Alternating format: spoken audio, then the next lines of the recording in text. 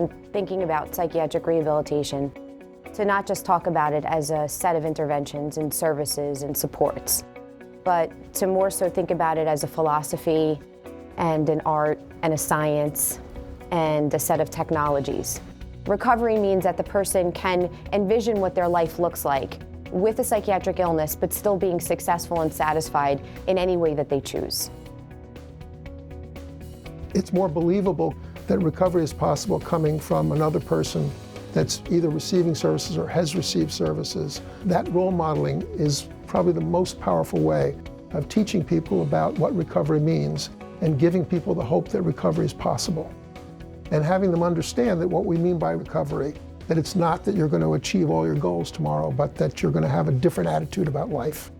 And so we've evolved to the point where consumer choice becomes very, very important. And it's really an integral part of the whole process of rehabilitation.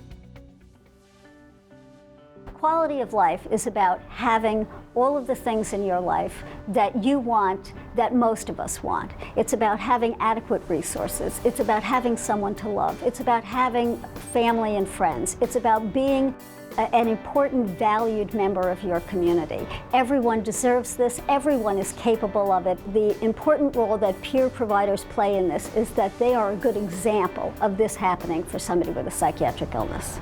Peers are in the unique position of being optimistic, providing a model of someone who has addressed many of the issues that the person they're serving faces and has overcome them or developed supports and resources and managed the systems.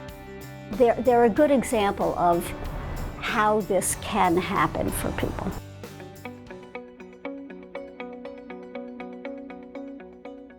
Community integration really means helping people, have socially valued roles rather than living in these sort of very restricted, segregated settings.